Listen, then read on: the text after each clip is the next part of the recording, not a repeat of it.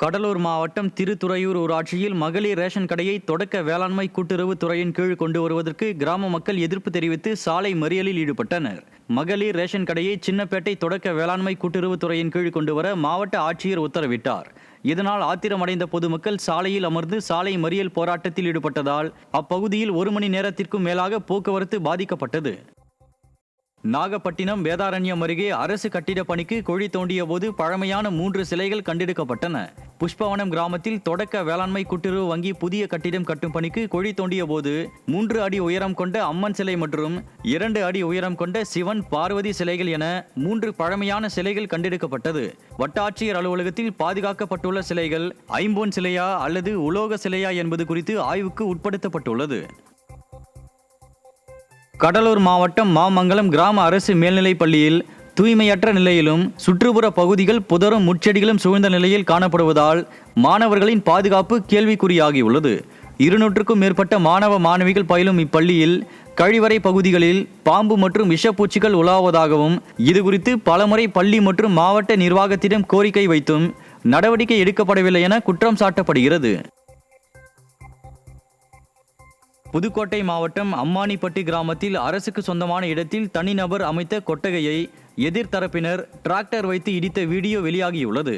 ஜெயம் வெள்ளைச்சாமி தம்பதியினர் அரசு நிலத்தில் ஆஸ்பிட்டாஸ் கொட்டகை அமைத்து கால்நடைகளை வளர்ப்பது தொடர்பாக நீதிமன்றத்தில் வழக்கு நடைபெறும் நிலையில் டிராக்டர் வைத்து கொட்டகை இடிக்கப்பட்டதுடன் அங்கிருந்த பெண்கள் இருவரும் சிலரால் தாக்கப்பட்டு அரசு மருத்துவமனையில் அனுமதிக்கப்பட்டுள்ளனர். ஸ்டாலின் அரசின் ஏவல் துறை கும்பகர்ணனை விட கொடிய உறக்கத்தில் உள்ளதே இதுபோன்ற சம்பவங்களுக்கு காரணம் என பலரும் குற்றம் சாட்டுகின்றனர்.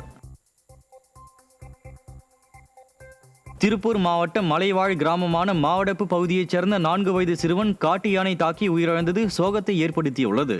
4 வயது சிறுவன் வருண் தனது பாட்டி அமுதாவுடன் காட்டு பகுதியில் சென்றபோது காட்டு யானை இருவரையும் தாக்கியது. இதில் 4 வயது சிறுவன் உயிரிழந்தார். படுகாயமடைந்த மூதாட்டி மேல் சிகிச்சைக்காக கோவை அரசு மருத்துவமனைக்கு கொண்டு செல்லப்பட்டுள்ளார். ஸ்டாலின் அரசின் வனத்துறை வன பாதுகாப்பிலும் மக்கள் பாதுகாப்பிலும் அலட்சியமாக இருப்பதே இதற்கு காரணம் என பலரும் குற்றம் சாட்டுகின்றனர். நீலகிரி மாவட்டம் உதகையில் வீடு வாங்கி தருவதாக கூறி லட்சக்கணக்கில் பண மோசடி செய்த நபர் பிடிபட்டார். பிங்கர் போஸ்ட் பகுதியைச் சேர்ந்த இக்பால் கான் என்பவர் வீடு வாங்க ஷாயின் ஷா என்பவரிடம் 5 லட்சம் ரூபாய் கொடுத்ததில் பல மாதங்களாக வீடு வாங்கி தராதது குறித்து புகார் அளிக்கப்பட்டது. விசாரணையில் ஒரே வீட்டை காட்டி லட்சக்கணக்கில் ஷாயின் ஷா என்பவர் பலரிடம் பண மோசடியில் ஈடுபட்டது தெரிய வந்தது. காவல்துறை மீது பயம் இல்லாததாலேயே ஸ்டாலின் ஆட்சியில் துணிச்சலாக பண மோசடியில் ஈடுபடுவோர் அதிகரித்து விட்டதாக பலரும் குற்றம் சாட்டுகின்றனர். செங்கல்பட்டு மாவட்டம் மேலக்கண்டிகை பகுதியில் 2 பைக்குகள் நேருக்கு நேர் மோதியதில் 2 பரிதாபமாக உயிரிழந்தனர். கொளத்தூர் மேலச்சேரியைச் சேர்ந்த பிரேம்குமார் மற்றும் விக்னேஷ் ஆகியோர் சென்ற பைக்கும் பவுஞ்சூரில் இருந்து கீழ்கண்டிகைக்கு சென்ற திவாகர் என்பவரின் பைக்கும் நேருக்கு நேர் மோதின. இதில் மேலச்சேரியைச் சேர்ந்த பிரேம்குமாரும் கீழ்கண்டிகையைச் சேர்ந்த திவாகரும் சம்பவ இடத்திலேயே உயிரிழந்தனர். படுகாயமடைந்த விக்னேஷ் மருத்துவமனையில் அனுமதிக்கப்பட்டுள்ளார்.